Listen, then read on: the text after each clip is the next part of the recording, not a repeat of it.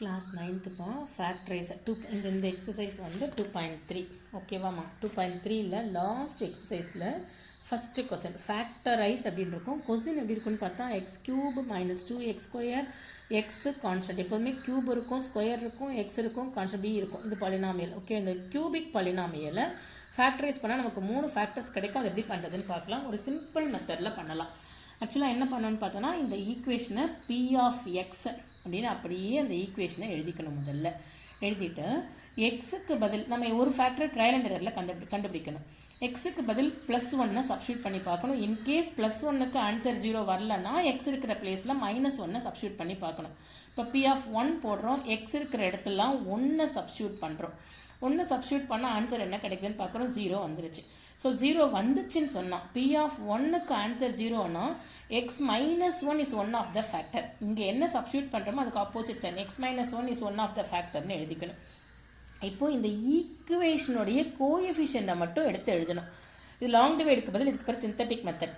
இதுக்கு இந்த எக்ஸ் கியூபோடைய கோஎஃபிஷியன்ட் என்னது, எக்ஸோடைய கோஎஃபிஷியன்ட் எக்ஸ் கியூபோடைய கோஎஃபிஷியன்ட் 1, எக்ஸ் ஸ்கொயருடைய கோஎஃபிஷியன்ட் -2, எக்ஸோடைய கோஎஃபிஷியன்ட் -1 இந்த +2 கோஎஃபிஷியன்ட் ஈக்குவேஷனுடைய கோஎஃபிஷியன்ட்டை தான் எழுதணும். எழுதி முடிச்சுட்டு எதை சப்ஸ்டியூட் பண்ணால் 0 வந்துச்சு, 1 சப்ஸ்டியூட் பண்ணால் 0 வந்துச்சு. அதை வெளியில் போட்டுக்கிறோம்.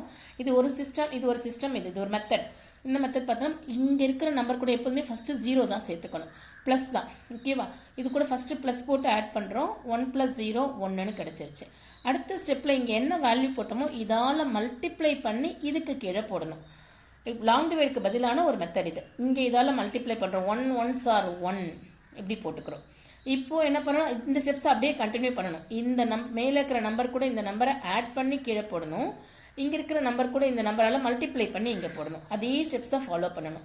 இப்போ -2 + 1 -1, இங்கே இருக்கிற 1ஆல் -1 மல்டிப்ளை பண்ணால் -1, -1 + -1 -2, இங்கே இருக்கிற 1ஆல் -2 மல்டிப்ளை பண்ணால் -2, இங்கே இருக்கிறத ஆட் பண்ணால் 0. எப்பொழுதுமே இது 0 தான் வரணும். வந்தால் தான் நம்ம இங்கே இது ஒன் ஆஃப் த ஃபேக்டராக இருக்குதுன்னா இந்த நம்பரால் நம்ம இந்த மாதிரி பண்ணோன்னா கண்டிப்பாக இங்கே 0 தான் வரும்.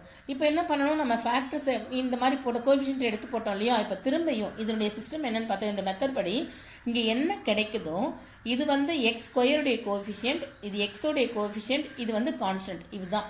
அதனால் நம்ம என்ன சேர்த்துக்குவோம், இந்த கோஎஃபிஷியன்ட்டை போட்டு அது கூட எக்ஸ் ஸ்கொயரை சேர்த்துக்குவோம். இங்கே வரக்கூடிய நம்பர் வந்து எக்ஸ் ஸ்கொயருடைய இங்கே மேலே எழுந்து எக்ஸ் கியூப், பட் டிவைட் பண்ணதுக்கப்புறம் இது எக்ஸ் ஸ்கொயருடைய கோஎஃபிஷியன்ட், இது எக்ஸோடைய கோஎஃபிஷியன்ட், இது வந்து கான்ஸ்டன்ட். அதே மாதிரி நம்ம எடுத்து ஈக்குவேஷனை எழுதிக்கிறோம். இங்கே என்ன நம்பர் இருக்கோ அதை போட்டு அதுக்கு கூட எக்ஸ் ஸ்கொயர் போட்டுக்குவோம். இங்கே என்ன இருக்கோ சைனோடு போட்டு எக்ஸ் போட்டுக்குவோம். இங்கே என்ன இருக்கோ அதை கான்ஸ்டன்ட்டாக போட்டுக்குவோம். இதுக்கப்புறமா இது ஸ்பிளிட்டிங் த மிடில் டேர்ம் பண்ணணும். இது ஒரு குவாட்ரடிக் வந்துருச்சு. இந்த குவாட்ரடிக்கை ஸ்பிளிட்டிங் த மிடில் டேர்ம் பண்ணுவோம். -2 மல்டிப்ளை பண்ணால் -2, சப்ட்ராக்ட் பண்ணால் நமக்கு என்ன கிடைக்கணும், -1 கிடைக்கணும். அப்போ 1 × 2 தான். 1 × 2 வந்து 2 கிடைக்கும். சப்ட்ராக்ட் பண்ணால் 1 கிடைக்கும். பெரிய நம்பருக்கு -சைன் போட்டுக்கிறோம்.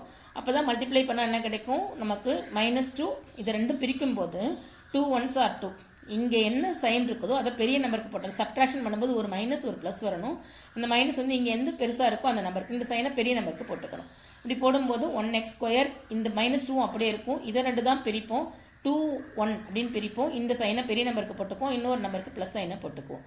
இப்போ இந்த மாதிரி போட்டதுக்கப்புறமா இப்போ இது ரெண்டுத்துக்கும் காமன் டேர்ம், இது ரெண்டுத்துக்கும் காமன் டேர்ம் எடுக்கணும். x²க்கும் எக்ஸுக்கும் காமன் டேர்ம் எக்ஸை வெளியில் எடுத்துட்டோன்னா இது x² எக்ஸால் டிவைட் பண்ணால் எக்ஸ், 2x எக்ஸால் டிவைட் பண்ணால் வெறும் -2 மட்டும் கிடைக்கும்.